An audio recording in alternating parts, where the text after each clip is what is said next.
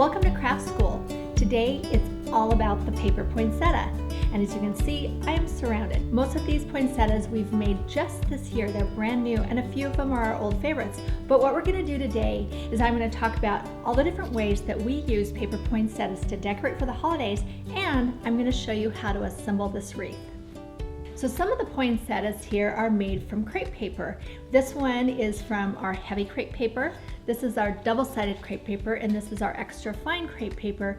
And we find that the crepe paper is just a really easy material to work with, and it creates such a lifelike poinsettia. But if you want to make a poinsettia that's quick and simple, you can also use frosted paper, and this one is made from frosted, as is this one. And both of these are really quick to cut. You just glue them together. They're almost a bit more whimsical, not quite so realistic, but as you can see, they add just the cutest pop on top of these gifts.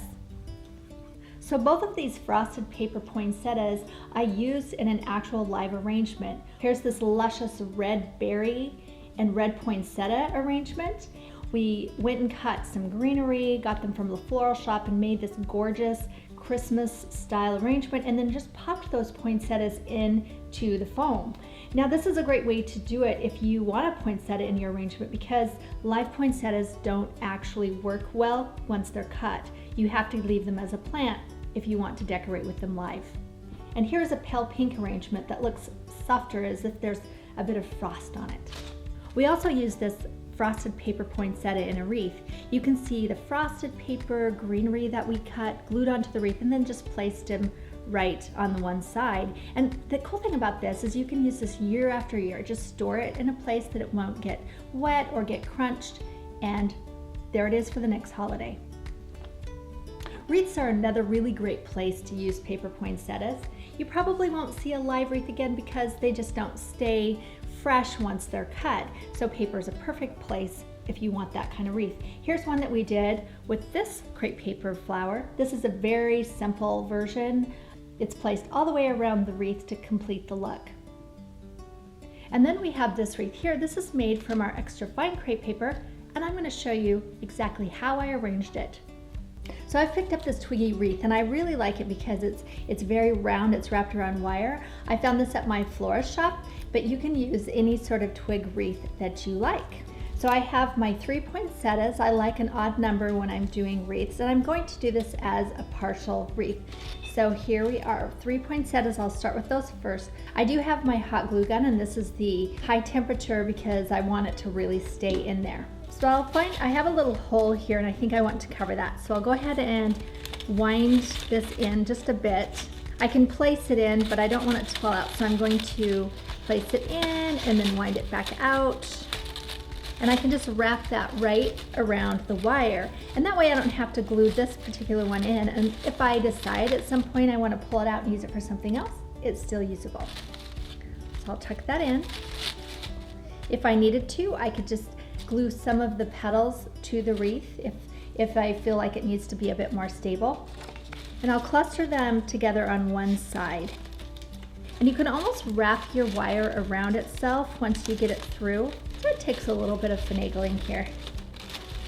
Okay, there we go. And you can see I'm bending my petals a bit as I do this, no problem.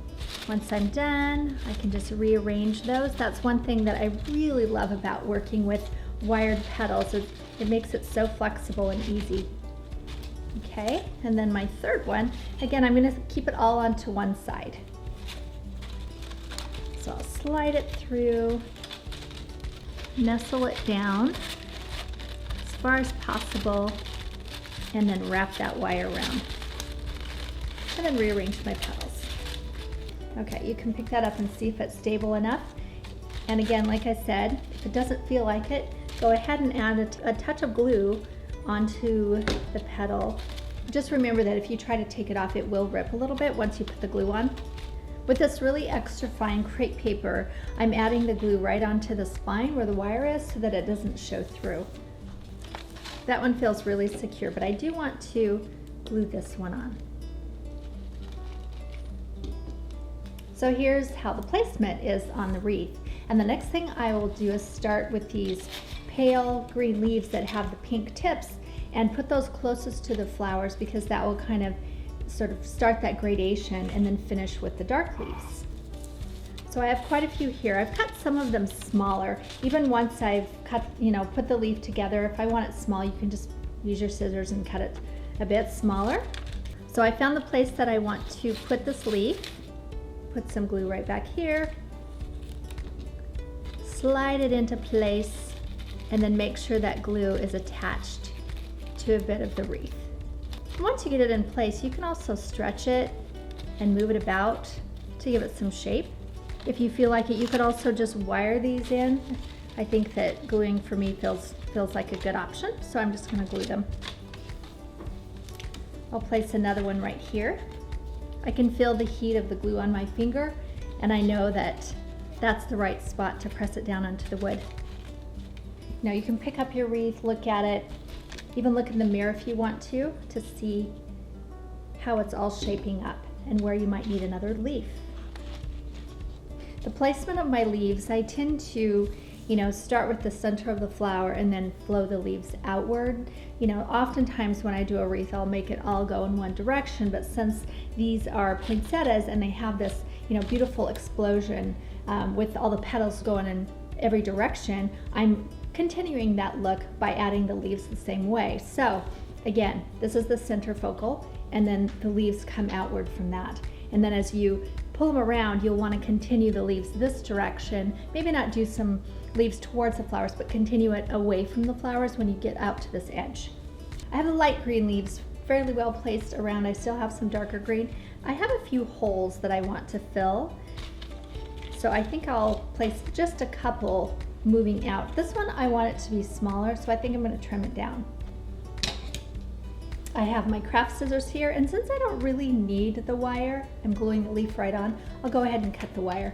I wouldn't recommend this with all wires. This one is actually a 24 gauge, so it's quite lightweight, and you can just snip right through it. And then I'll shape it very similar to the shape that was there before, just a bit smaller. And that way it adds some variety. I don't want a big, huge leaf here. It will draw attention away from the flowers. This is a support leaf. And then I'll add quite a bit of glue down the spine because I want it to be placed right here on this twig. There, that looks great. You can see what I've done there. Okay, now I have one more. I'll go ahead and tuck that in. Where do I need it? I'll look around the sides. I think this is a good place. You can see there's a spot here that could use another light leaf.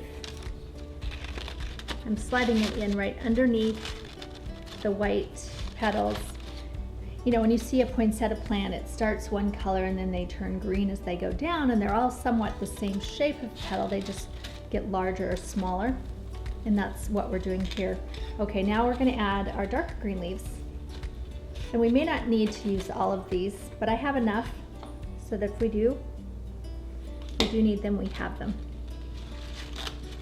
And I think what happens when you add a darker color like this into such a light bouquet is it just adds a bit of depth and dimension.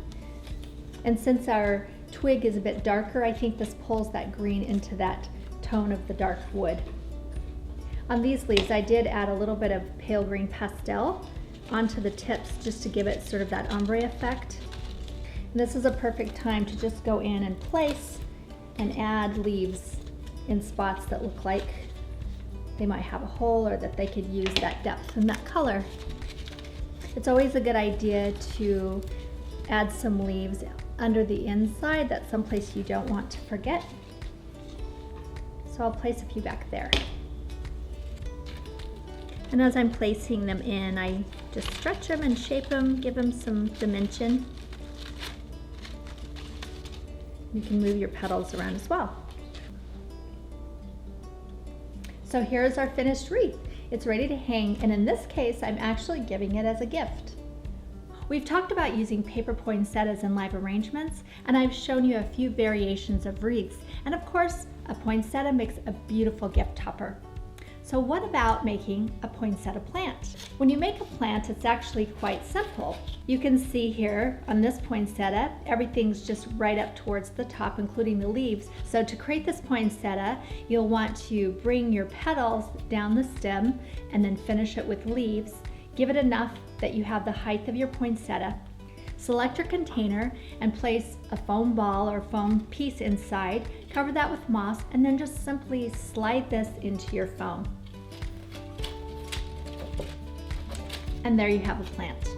So here are 7 different types of paper poinsettias that you can work with.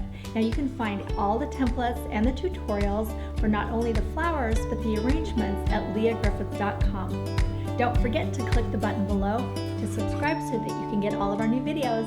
And make sure to use #MadeWithLeah so that we can show your gorgeous projects on our social media as well.